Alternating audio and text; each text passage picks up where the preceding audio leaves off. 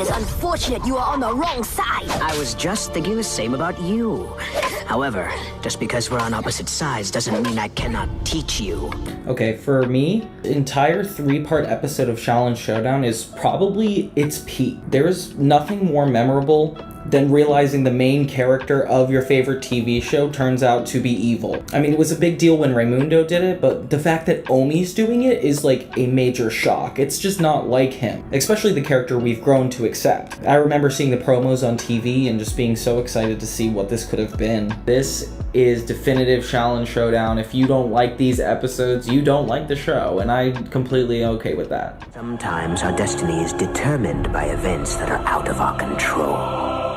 Xiaolin Showdown has always been good at balancing heart and comedy. A lot of the times their themes reflect acceptance, teamwork. It represents a lot of really positive things. And there's always a point in those TV shows where things take a really intense turn. At least in all the good TV shows I've seen. In the first season of Xiaolin Showdown, basically it was a lot of playful, adventurous episodes about 4 young monks trying to get Shen Gong Wu, and then we started getting really serious at this 2-part finale. Like Fairly Odd Parents when they did the Channel Chaser special. I mean, oh my gosh, that was so dramatic having future Timmy see regular Timmy, and it was just such a departure from the original premise of the show, but in a good way, you know? See, since this is such an old show, I'm already just gonna assume that you guys have seen this, so spoilers ahead. Now, the episodes I'm talking about of Xiaolin Showdown are a 3-part episode. It's Season 2, Episode 25, 26, and Season 3, Episode 1. Yeah.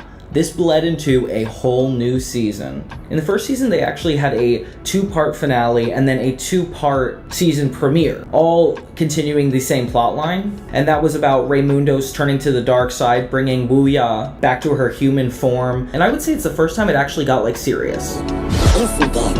We're going to start by breaking down the first 2 episodes, which are the most pivotal in this 3-part special. Then before we get to the 3rd season, I actually want to reflect on everything that led up to this really intense moment from Season 2. Master Feng announces to the young monks that he is soon going to be making a decision about who will be rising to Wudai Warrior, and it's kind of assumed that it's going to be a chosen one. Each of the monks are convinced it's them, and it's really funny. Maybe it's me. But you are a girl. So the monks all assume it's them. Sorry, Clay, I just don't feel like you're standing out so far in the show to deserve this title yet. Each of the Xiaolin monks then start to bribe Dojo. Everybody's basically insinuating that they're the ones who got it, and Dojo basically doesn't know how to say no, so he gives in to everybody. Such a wholesome, like, sitcom trope to get everybody going after the same goal, and just seeing how each individual character kind of tries to do this is always funny. The monks hear about the Yin Yo-Yo, which allows its user to access a portal to the yin-yang world. We don't really know that much about it though, and it's mysteriously missing in the scroll. Dojo refuses to go with the monks because he doesn't want to be badgered about the ranking up issue. It's so cute to see the monks be against each other like this, especially rewatching, knowing how the entire 3-part episode's going to go. It's fun to see how playful they are leading up to the serious moments. Like, everything feels a lot more earned. It will be good experience for those who did not make Wudai Warrior to work with a Wudai Warrior. Glad you say it that way. Omi, if he didn't have an ego already, is so disrespectful in here to the other monks. Like, I don't know how people get away with this. This is like if somebody like didn't have social skills, which I guess he's a monk in the Shaolin Temple. I don't know how good his social skills are. We end the first act break with Chase Young revealing the reason he's been keeping an eye on Omi, essentially, is because he is convinced Omi will one day grow up to be able to kill, destroy. I don't know. Cartoons of the 2000s were very vague, and they tried to be serious, but they were also just like not quite getting it. Not only do the monks show up for the Yin Yo-Yo, but Jack and all of the former villains from this season kind of come with him. And surprisingly, Jack ends up getting away with the yo-yo. We see a moment where Chase Young actually switches the Yin Yo-Yo with a fake Yin Yo-Yo, and the seed is planted. Suddenly all the monks are mad at each other in Dojo for the false information about who was going to be the next Wudai Warrior. Dude, poor Dojo though. These kids really projected onto him and they're so angry. Then we see that Chase Young is at the temple. I've never seen Chase Young at the temple. Suddenly Dojo and all the monks are brutally hurt and on the floor. Like, what just happened? Even Dojo's Dojo bot, which is really annoying, is slit at the throat. They notice none of the Shen Gong Wu are missing, but something's off. And then they find out that Master Feng is gone missing. And if you've seen every episode over and over again up until this point, Master Feng has never been that integrated into the plot. So this is a really big deal. And the story really begins right here. He's left us for the yin-yang world. When Raimundo recalls something that happened a couple episodes earlier where spiders were attacking the Earth and Omi and Chase Young had to work together to stop them essentially, and they really bonded, and there's a little weird energy between the superhero and the supervillain, especially considering they're all on the hunt for Shen Gong Wu. But Raimundo is basically saying like, Omi, we need that information, like tell us what Chase said. And Omi is like, okay, I can't tell you what he said because that would betray my trust as a Shaolin monk. He even says something like really inspirational, like lying is what separates good from evil. And I'm like, dang, Omi, that is so true. Honor is what separates us from evil. It brings me to this feeling that maybe Omi defines being good as their beliefs. Like when kid shows talk about good and evil, it's just so black and white. It's like ruling the world, not ruling a world, having power, not having power. But this is when we kind of break that tension and talk about how there's a separation with humans between their beliefs and their actions. This episode is a clear example of how the monks know they're good. They believe they're good. They fight for quote-unquote good. Therefore, they have good energy. They have good chi. Meanwhile, the people with bad intentions or want to rule the world by themselves are considered evil, selfish. They represent all the traits that are negative. If you compare it to religion, it's like, just imagine like this person believes in God and this person believes in the devil, and they just don't get along because those are fundamental truths about their distance between each other. Essentially, that Raimundo is accusing him of doing something that is quote-unquote evil. Omi does not want to lie. Omi wants to keep his promise as a Xiaolin warrior to Chase Young because that's the right thing to do. He's a good person. He is a hero. Raimundo wants to save Master Feng, which is super fair, and going to ask Omi to do this thing that is not inherently evil, but it's a bad thing to do. It's a selfish act. Therefore, it's kind of an evil act. An evil act is also a good reference to Raimundo in the first season when he turned against the Shaolin monks because he was feeling mistreated. It was essentially him being selfish. And the show is like explaining that that is a bad thing to do. Then we see a shot of Omi across from the monks, blocked by this beautiful ceiling. This is like art, guys. Like, I just want to take a second to look at this. This is moments that remind me that cartoons are actually beautiful, beautiful art, especially since they're telling such a good story through just this image alone, like Omi's separation, his shadow, and having all of his friends being just so distant from him. It's perfect for the mood, is the argument's not even resolved by the end. Omi takes things into his own hands and is basically like, I'm just gonna go get the yin yo-yo. Like, we're gonna face this problem head on, we don't need to strategize. And this is where Omi's kind of acting out a little bit. The part that's kind of weird to me is like Jack doesn't really have a motivation for wanting the yin yo-yo anyway, so it's kind of random to me that he was so excited to get it. Although, I mean, I know he's usually getting Shen Gong Wu, but I just feels like this is a really important Shen Gong Wu. Like, everybody should care where it's going to end up.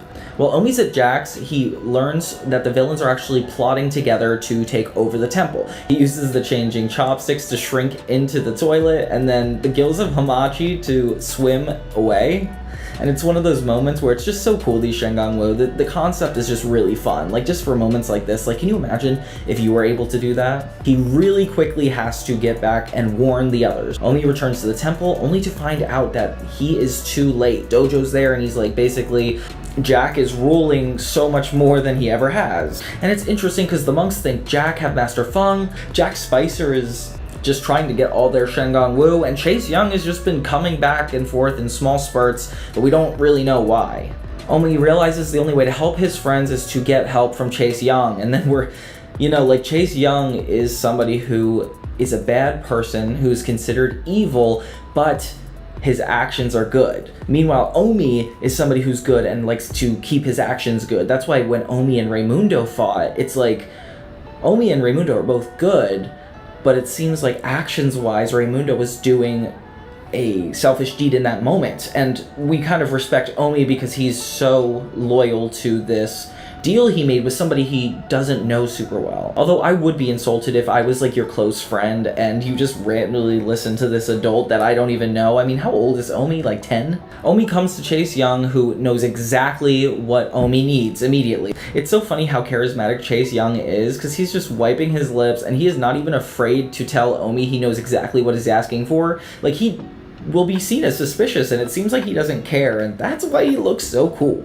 Chase is excited to tell him exactly what he wants him to hear, and tells Omi he's going to help him stop Jack Spicer. So Omi shows up with Chase Young to take on Jack Spicer. Jack Spicer is really confused, but his evil army is willing to take down Chase Young. And it's so funny because obviously evil is not going to get along with one another because they inherently are selfish and therefore evil on their own rights, but all people that are good are supposedly all in the same bubble. Oh god, this is so weirdly confusing. Jack isn't threatened by Chase at all until Chase brings out his jungle cats. We see the jungle cats transform into medieval warriors to back Chase up, and he's just looking more and more powerful. Every time I see this guy, he's somehow manipulating the world, or like, what is going on in this special? It's just so cool because of all the relationship dynamics we've seen with Omi and Chase Young. Like, you definitely want to see where that friendship goes because they challenge each other. They both have good actions, and that's where they get along. And even if they're on believe different things like good and evil, but they get along because the actions they take are both out of respect for the greater good. And suddenly you see somebody for more than good and evil. It's like, you know, when kids grow up, they think you're either good or you're evil, and certain things get you into that category. And I like that this show, there's going to be a million people with different beliefs all over the place, but like when you stay loyal to yourself, stay true, whether you believe in good, whether you believe in evil. Xiaolin Showdown really built my empathy, and I could feel that. Chase Young takes the yin yo-yo from Jack, switches it out, because apparently he's had the real one this whole time, because they showed us earlier he did, yeah, whatever. And Chase hands the yo-yo to Omi, and specifically not the monks. The monks are not supportive of this plan. They think that they really need to see what they're getting into because the gap in knowledge about the yin-yang yo-yo and both Shen Gong Wu, like, it's just so vague. So they're like, we need to figure this out. But Omi's kind of built a resentment toward his friends and starting to see them as evil and Chase as good, therefore like leaning toward Chase. It's almost like he trusts him a little bit too much. And even in one episode before this, they talk about how they establish trust. Omi says a true warrior acts first and worries later, which is really interesting because it's like, it's not that like that's an objectively like correct thing necessarily, but to me it seems like that's just so where I was at that age. You know, like Omi at his place as a Xiaolin warrior, like still making mistakes and having all these firsts. It's a great character flaw to have, like very relatable. Without thinking though, Omi is so concerned with Master Feng, he's like, we need to act now and talk later. The Yin Yang world is this really trippy meta type place where no laws of physics really apply, and it's just kind of this artsy nightmare. And it's really interesting for a kid show because it's very deep, it's very intrinsic, and the music definitely doesn't help. It feels like you're flying. I don't know. Omi returns and Master Feng is pretty much in a coma, in a meditative state, and he can't interact. Omi essentially tells the monks that he feels underappreciated and that while the monks are trying to make up with him, he's essentially like, no, I've given up on you guys. There's only one person that's trusted me, and it was Chase Young. The world cracks. Chase takes Omi under his wing. It's the most dramatic moment in the entire series. And it ends to be continued. That should be me standing there. Oh, always the bridesmaid, never the bride. Get a little recap on everything that happened 20 minutes ago. Chase Young has just recruited Omi to be on the side of evil so that Omi can't defeat him. Chase's manipulative tactic worked. We're gonna have to take a break from the first episode and talk about context. He got Omi to depend on him. He told secrets to Omi. He made Omi feel really special, and he really challenged Omi to be a better warrior, something that he's not getting from his friends. It's almost kind of like a cheating scenario or an abusive scenario, especially with Chase Young essentially grooming Omi into this relationship. It doesn't feel like it's natural. It feels like it to mold him into something he wants. So there's a lot of Chase Young events that have led up to this. So Chase Young has just entered in Season 2, Episode 11, Master Monk Guan. In short, this episode was about the monks meeting a famous Xiaolin warrior that is revealed to have a backstory with Chase Young. It's his introduction episode. He walks in with red eyes as his first time in the series, and he's a very charming guy. Nothing about his actions have seen evil so far. He just seems to be the Prince of Darkness, and that's okay for him. The monks and Chase Young don't really get to connect. It just essentially feels like it might be this Monster of the Week episode, but this guy is here to stay. Chase Young is a lot more important than we know yet. Then he comes back again in Season 2, Episode 12, when Jack takes Clay, who is possessed by this evil Habini. He takes him to Chase Young to essentially try to get closer to him, and it's really cute that Jack really wants a relationship with this guy because he's so cold and silent. And then there's moments where Jack actually audibly like disrespects Chase Young. He's like, whoa, why would you do something for somebody else? Like, how are you evil and also doing good things? Like, it's almost like an insult to Jack. Chase Young basically visits Omi for the first time one-on-one. It's actually really cool. Like, it's not just them having a conversation, it's like them like physically altercating. He essentially like vets Omi, and it almost feels like really inappropriate because this is like an older man just coming to talk to a child. One of the first things Chase says is that you have to use your strength against someone. When fighting an opponent with superior strength, you must use his strength against him. Why are you teaching me your tricks? Teaching is the only true path to learning. Like, why is he taking the time to tell Omi this? It's already red flag. Chase Young is really interesting in comparison to Master Feng because we're kind of confused at how strong Master Feng really is. Like, we know he's a Xiaolin warrior, but we don't hear anything about his past. Like, so far we only know Master Monk Guan's past as another Xiaolin warrior, and that's just like, it's like weird. Like, why is the main character have the most vague background? Like, Master Feng is almost taking backseat to even Chase Young at this point.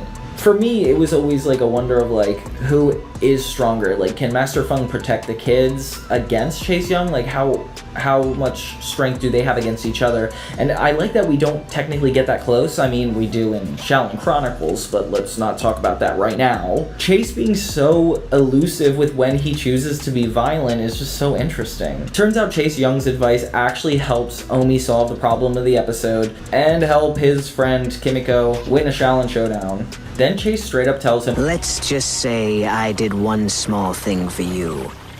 One day, maybe you can return the favor.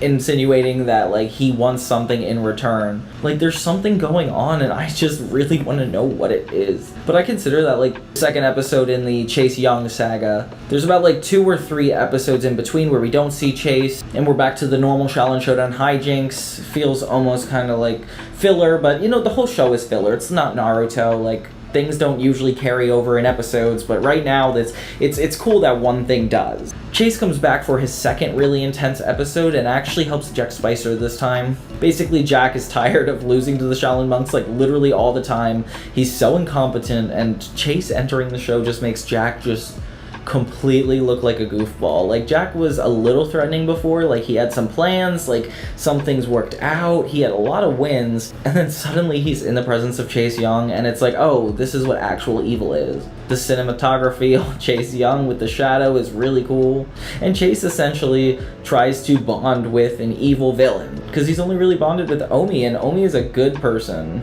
So seeing two evil people interact with each other, like still kind of working in each other's best interest, it's so complicated. Chase watches from a distance and he's actually hanging out with Wuya, which is almost kind of random. We never like actually explain why Chase and Wuya are hanging out now. And this is the second episode. Like, the last episode, Wuya was with Jack the whole time. Now suddenly she's just hanging out with Chase Young. It's interesting. The way she like cowers to Chase Young is so funny too, because it's like she's so demanding and dominant with Jack Spicer, but then every time she's around Chase Young, she's just like groveling at his feet, which is so fun to like see a new side of Wuya in that sense. Like, she's such a dynamic character.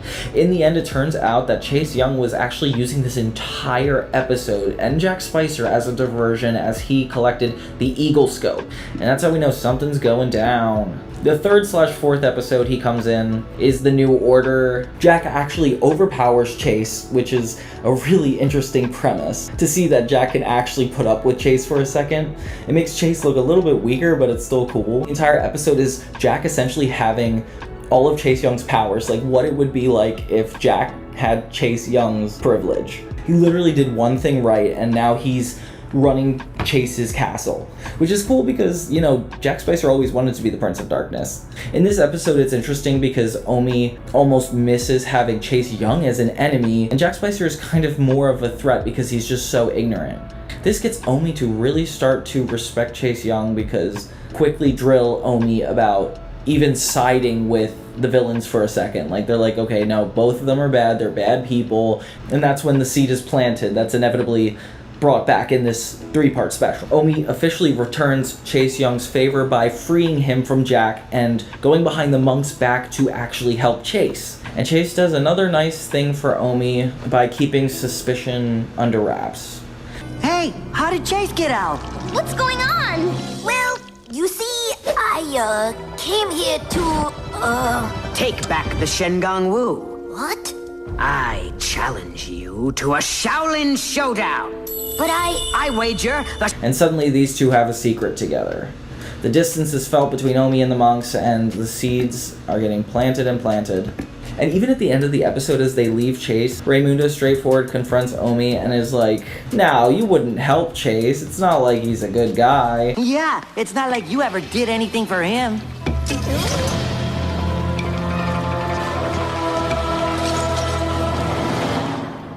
I'm gonna have to go a little bit faster because I can't go through everything. We find out that Chase Young is actually looking to have an apprentice. Like, he wants to be somebody's master, and that's really interesting because of course Jack's gonna want to do that. I never thought of Chase Young as somebody who would train someone, but it's really cool to see him at Master Feng's level.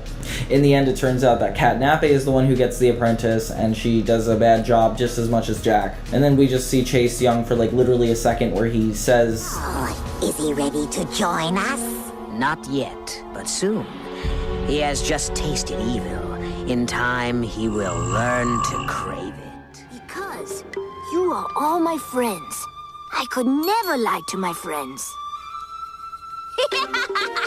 he's proud of Omi for learning to lie so much. Like, literally, he tricked Omi into telling his first lie, and then he's watching Omi and grooming him to enjoy lying. Oof, this is dark. Even the comedic scene at the end where they're all playing cards shows that Omi is now officially a liar, which he never was before, and it's just funny to see that character change. Then in the next episode, we see Chase Young actually training Germaine, one of Omi's old friends, to be a Shaolin monk. It's cool that there's this little side plot of Chase Young trying to get an apprentice, or trying to find like somebody that he can trust on the evil side, and it's like he knows it's gonna be Omi, and like, why is he giving Jack Spicer a chance, Cat Nappe? It's like, even Germaine, like, it's like he's so obsessed with Omi, and he gets closer to the people that are closer to him, and it's creepy.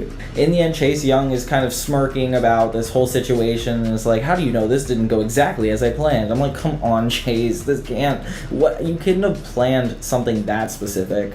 Dangerous Minds, the episode right before this 3-part special, is the 6th episode of the Chase Young saga, and it officially is taken up a notch. The events of this 3-part episode are suddenly really apparent in this episode. Like, we get a scene or two in every one that is leading to us believing that Chase Young is trying to teach Omi to be a certain way, but it's a real turning point now for a problem. Basically, the world is going to end, and good and evil have to work together to save the world so that way they could be, you know, like, it's the one time that everybody's on the same page and has the same goal, which is really fun, because then we see Omi and Chase Young bonding in a way that is so inappropriate. And they have the boundary of their belief system taken out of this. Like, they both believe they should save the world. Like, neither of them are believing in good or evil. They're just believing they have to save the world, which gives them a chance to get so close. And then Omi feels so connected to Chase Young. It's like Chase Young is just controlling him completely. You really should be more careful who you trust. That seems only to be a problem when I trust you. Chase and Omi have a moment alone where Chase actually suggests the solution to the problem by combining the Eagle Scope and the Fountain of Wei. And if you remember the Eagle Scope, Chase basically helped Jack attack the temple, and in return, the distraction allowed him to get the Eagle Scope. So this is actually a part of Chase's plan, and that was like a really small detail of it. Here, when he tells Omi he has the Eagle Scope, Omi is immediately like, oh, I have the Fountain of Wei. And next thing you know, yep, they have to work one-on-one together. They bond so well, and it's so stressful. The one main important thing you need to take away from this episode, besides the Eagle Scope, You must give your word as a Xiaolin warrior only to look for a way to destroy the spiders, and not evil. Chase Young essentially tells Omi that he will see the secret to destroying evil, and that he cannot go through it with Omi unless Omi promises not to tell anyone. Ooh, and that's when it gets really intense, bringing us essentially to... Now this one's really interesting because we get to see full-on evil Omi. Yeah, like, it's uncomfortable. The wardrobe, it's cool, but it's uncomfortable to say the least. He's a little more scrappier, kind of like Scrappy-Doo, and just essentially wants to fight. Like, evil Omi there doesn't seem to be a side of Omi that is realistically a selfish person or inherently wanting to do bad things. So when he lost his good self and began to work with Chase stops him and basically asks him to swear his loyalty to him. Omi doesn't think about it, he just does. You must swear to me your loyalty. I do swear my loyalty to you. Now can we fight? And suddenly he is completely controlled by Chase Young, and in such a convoluted way that it wasn't just taking a Shen Gong Wu, putting it on, and controlling Omi. No, it's deeper than that. Like, he formed a relationship with Omi. He got Omi to trust him. He separated Omi from his friends and family and actually got him to be his apprentice.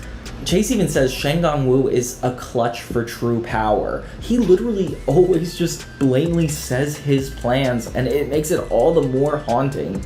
But yeah, after they figure out that Chase did this entire plan, they put the pieces together and they know exactly what he's up to. He's tricked Omi, and Omi is not genuinely evil. In a confrontation where Omi, Chase, and all the cat warriors show up at the temple, it is so intense. The skies are dark and red, and Omi is ready to fight his friends.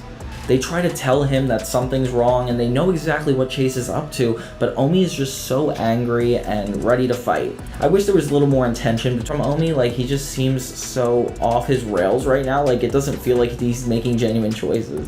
He just became like such a completely different person. It's so disorienting to see Omi like this. It's kind of like unrealistic because it just feels like he's mind controlled. Remember earlier when the monks were mad at Dojo because he wasn't telling them who was going to be a Wudai warrior from Master Feng, and then they randomly ended up hurt out of nowhere? And we saw Chase for like a brief second, but now we're finally getting that moment explained to us. We see like footage of Chase actually being the one to kidnap Master Feng and attack the monks, and then in the end put on the Wushan Geyser, which erases people's memory, and suddenly like the monks are just completely... We get another twist. Oh my god, this is so tiring. When we see that Wuya is actually brought back to her body. Chase is officially, even when it's revealed that he took away her powers that made her so evil before. So there's now a lot more villains going around. And it's interesting to see how powerful Chase really is, because last season, Wuya was super powerful. She took over the entire world. Like, they were not going to stop her.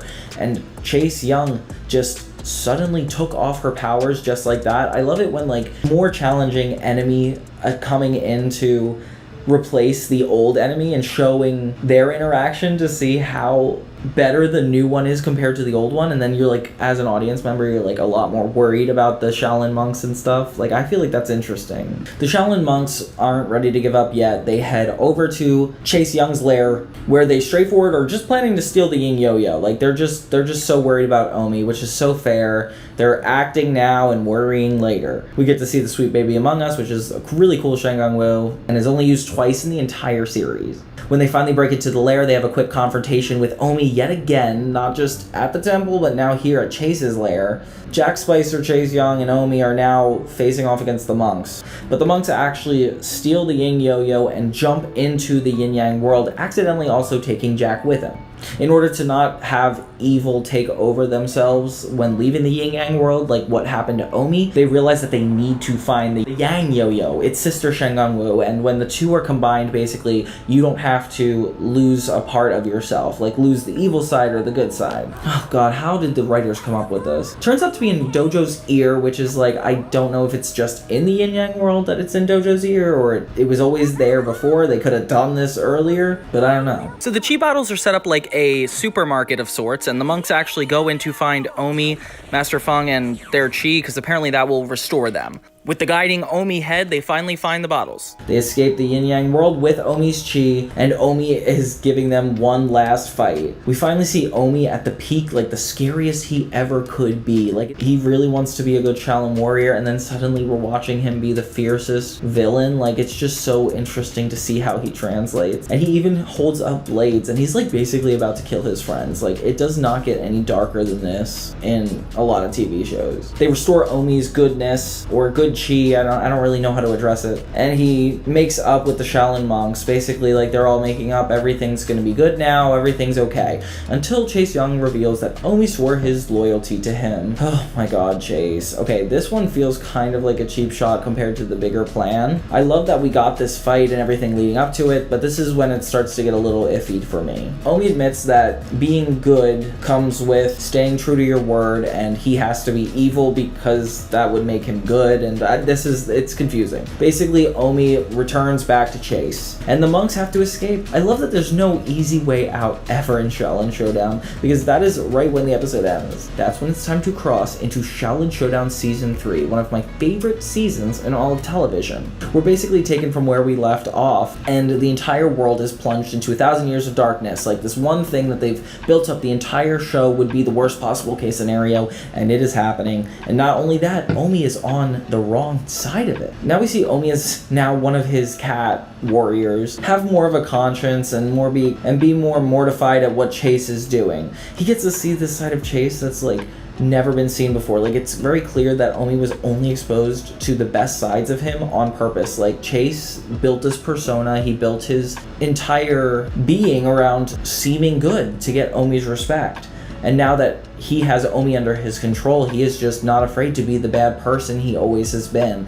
And it's like, wow, like, this is the person we've heard about all along. Like, this is Chase Young at his peak. Like, he's always been kind of this, like, elusive, like, to himself villain. And now we see him at ultimate power, and he is the strongest. Like, he's stronger than Jack, he's stronger than Master Feng. We see him hurt everyone, and it's scary. We learn that there's a chi monster lurking about, because apparently when the monks left the yin yang world, this monster must have followed them. Chase decides to stir the pot by actually releasing the chi monster from where the monks had trapped it, only to make the situation much worse. One by one, the chi monster attacks all the monks in this horror sequence that I swear, it's never been this scary in Xiaolin Showdown before. I forgot to mention this, but Jack's good, so he's just in a high-spirited mood, and he's really annoying to all the monks, and Dojo especially, but, like, it's just a really funny bit. He even has, like, this speech before he's going to sacrifice himself for all the monks. I know when I return, I won't miss being good. But I wish I would. Oh, yes. Please try to remember me for how I am. And it makes you look at, like, the normal evil Jack is like, wow, like, maybe they're not so different. This Jack runs into the yin-yang world to sacrifice himself. After Jack completes the mission, he comes through the yin-yang portal only to be evil again, but just in time for Dojo to pull the chi from him. They lock him in the sphere of Yoon, and then Dojo goes back to Chase Young's palace. Here we see all the monks hypnotized to be servants for Chase Young. Dojo starts to bring back each monk one by one. They restore the monks, and the monks challenge Chase for something bigger than Shen Gong Wu. Like, they could never get Chase's attention before, but they say that they're gonna play for the only thing Chase would actually accept. Our eternal loyalty. A cool condition is that Omi, as a cat, gets to fight alongside his Xiaolin Warriors, and this could be the last time they fight together. The stakes have never been higher. Oof, guys, that is an intense bet.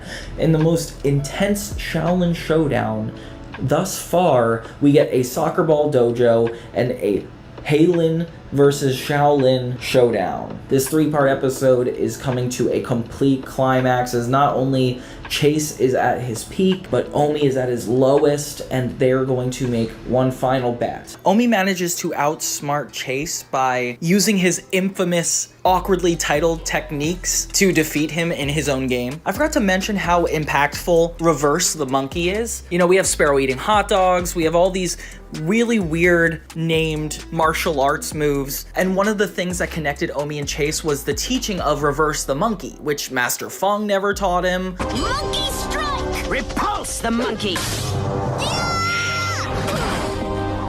Repulse the monkey! You learned well from our last encounter. Repulse the monkey! Repulse the monkey? Where did you learn repulse the monkey? Just something my master taught me. But it's finally being back full circle as Omi confuses Chase in this one final showdown with his own methods. Completely defeated, and it's so interesting how it wasn't like when Wuya was defeated, like the world kind of became beautiful again. Like, this is just a really subtle loss for him. There's a really impactful conversation Chase and Omi have that kind of conclude the entire special, where Omi tells Chase that the good in him may be stronger than he knows. And I think it's clear to the audience that Chase has finally given up on this case, which is very well deserved. This is built up for like 7-8 episodes now, and it's finally ready to come to a close. And seeing Chase so bitter is just very rewarding. He doesn't really get his comeuppance, and things don't really go wrong for him ever. But to see him break, you know, the thing that he was so sure of himself with, like this whole plan with Omi, finally come to a conclusion. I am not worthy to be a Shaolin monk. I wouldn't be so sure. It's finally revealed that Chase Young actually held the reversing mirror way back when Omi and Chase were working together, because Chase never really trusted Omi, which is a really intense reveal. It kind of shines a light on the fact that Chase is inherently selfish and was never intending to stick by his word, unlike Omi, who always has done that, and Omi was the good one in that relationship as to not turn his back on another person. Unlike Chase, who definitely did that. Omi really respects that Chase opened up to him about this, and it was kind of their last interaction, and we finally end the 3-part special back on a cheerful note like it was in the first 4 minutes of this 3-part special. I wish we got a little bit more comedy throughout it, but you know, we couldn't. Master Feng reveals that them as a team, learning to work as one, is what make them Wudai Warrior materials, and promotes all of them at once. Okay. Phew, yeah, like a lot of things just happened. I feel glad that we didn't have to add more to that, Master Feng. Resolves nicely, we don't have to worry about any more tension between the monks. I don't know, overall this is just, it's a very interesting 3-part episode. And they just do such an impressive job at like spending 2 minutes an episode to lead up to this big season finale. Like, I don't see a lot of shows do something like that. I wonder when these shows aired. Okay, so Judging Omi and Saving Omi apparently came out as 2 new episodes on the same night on May 21st, 2005. So there wasn't a wait between the first 2-part episodes. Wow, this must have been like a really big cliffhanger, because it did not come back until September 17th, 2005. That's like 3 months. I mean, it's a normal like season act break, but for cartoons, it's never usually that serious. But the fact that they made people wait, like, I was probably too young to care. Like, I saw all of these episodes as I was growing up, like, a couple years later. But when these were actually being revealed, I wonder if anybody was, like, super into following them. If any of you guys were and liked this show, please let me know. The scene where the monks are lost in the forest and running away from the Chi monster was always something that chilled me when I was a kid. Like, I thought that was so interesting because, you know, like, this big mistake they made is coming back to haunt them at probably the worst time. Like, it's like everything and everybody are against the monks and the side of good, actually. They're really good at balancing an ensemble cast. Like, Omi's kind of the main character, but so is kind of Raimundo, kind of Kimiko, Clay. Like, everybody, like, is doing something that really pushes the plot forward, which is cool for an action show. So it's like Chase sees the evil in what's good, Omi sees the good in what's evil, and that alone is power. And that is such a interesting theme to talk about in a kid's show. I think the most people watching this when it came out in 2005 were between the ages of 9 and 11, which is so young. Like, think about that. That's like being in 4th and 5th grade and watching all these moral lessons. Looking back, I can't tell if I was like learning something or being entertained. And what is the difference? You know what? Let's not go down that rabbit hole. Good and evil, and then evil and good. It's like such a real life scenario. Like, it really preps me to understand how people are when they're different than me. Like how I don't always relate to somebody with something, or me and another person believe completely different things, but we probably have one thing in common, and it's probably something like really beautiful, something really meaningful. And I can see the good in the evil, and somebody can see the good in my evil. It's like, wow, like that is, it's told in such an inadvertent way where it's like not, or, you know, like they could have had an episode that's like, oh, you have to be good, evil. Like, they didn't need to, they just told a really good story.